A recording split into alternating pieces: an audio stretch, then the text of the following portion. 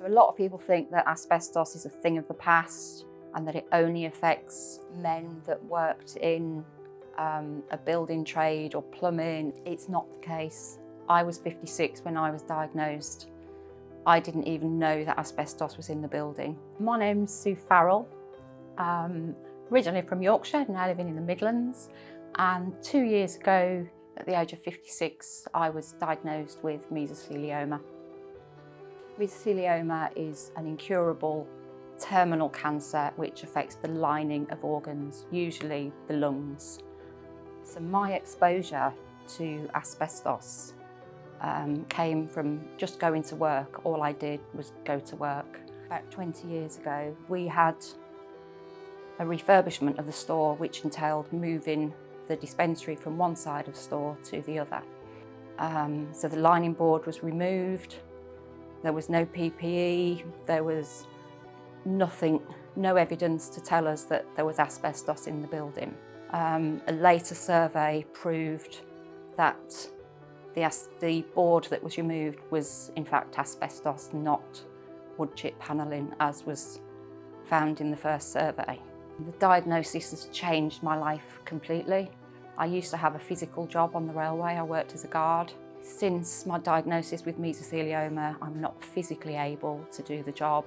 I can't lift anything. I can't walk upstairs without being breathless. So I've now taken early retirement.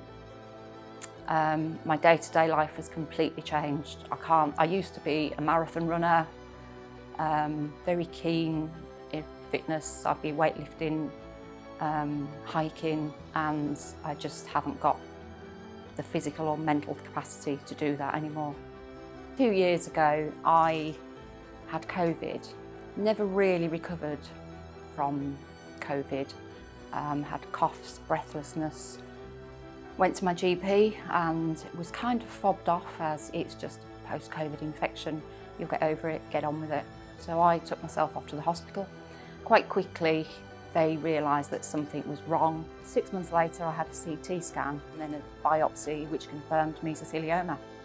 I questioned why it had taken so long because I presented with classic symptoms of mesothelioma. And the consultant actually said to me, "We weren't looking for it, you're female, 56 years of age, and this is a disease which normally affects men in their 70s.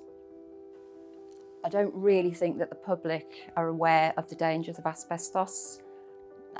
Most people think that because asbestos is banned in this country that it's safe or it's not there.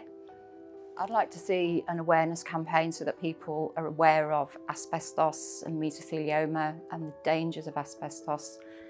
I think the general public are really unaware of what mesothelioma actually is.